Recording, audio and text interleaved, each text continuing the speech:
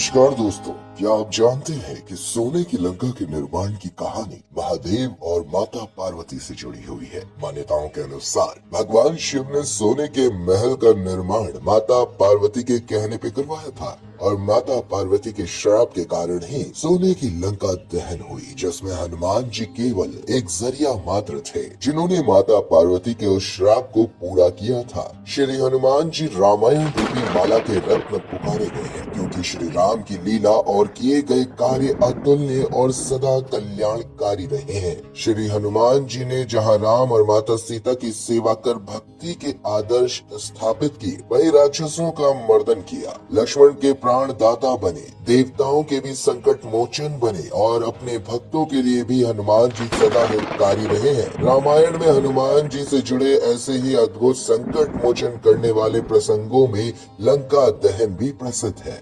सामान्यतः लंका दहन के संबंध में यही माना जाता है कि सीता माता की खोज करते हुए हनुमान जी लंका पहुँचे और रावण के पुत्र अक्षकुमार सहित अनेक राक्षसों का अंत कर दिया। तब रावण के ज्येष्ठ पुत्र मेघनाथ ने हनुमान जी को ब्रह्मास्त्र छोड़कर काबू किया और रावण ने श्री हनुमान की पूंछ में आग लगाने का दंड दिया।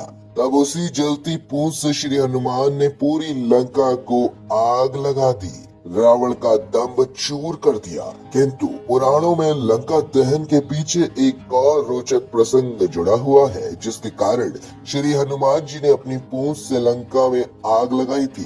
तो चलिए जानते हैं वो रोचक प्रसंग क्या है। दरअसल श्री हनुमान शिव जी का अवतार है और शिव जी से ही जुड़ा है यह रोचक प्रसंग।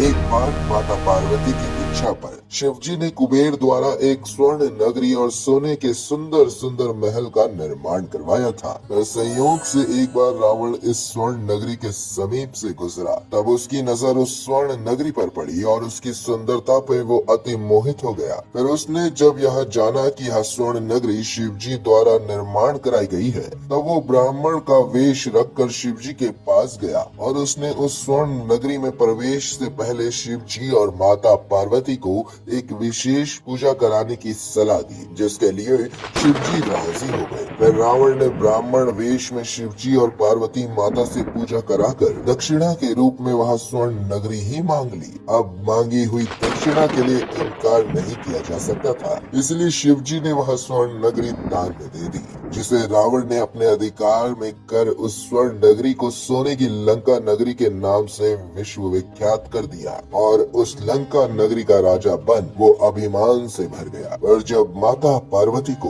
रावण के छल कपट से उस स्वर्ण नगरी को हत्या कर उसे लंका नगरी के नाम से घोषित कर देने की बात पता चली, तो वे गुस्से में आग बबूला हो गई और माता पार्वती ने रावण को श्राप दे दिया, हे दुष्ट रावण, छल कपट से जिस स्वर्ण नगरी को हत्या कर उसे अपनी लंका नगरी के नाम से घोषित कर तू अपना अभिमान प्रदर्शन कर रहा है। मेरा श्राप है कि एक दिन तेरी यही सोने की लंका आग में जलकर भस्म हो जाएगी और साथ ही तेरा ये झूठा अभिमान भी चकनाचूर हो जाएगा। फिर कुछ सालों बाद माता पार्वती के इसी श्राप को हनुमान जी ने पूरा किया। जब रावण माता सीता का अपहरण कर उन्हें लंका ले आया, तब हनुमान जी उनसे मिलने लंका गए और तभी हनुमान जी ने रावण की सोने की लंका में आग लगा दी, जिससे रावण की सोने की लंका पूरी तरह जलकर खाक हो गई। तो दोस्तों, यही प्रसंग शिव जी के श्री हनुमान अवतार और लंका दहन का एक कारण माना जाता है। बोलो जय श्री राम, जय जय हनुमान।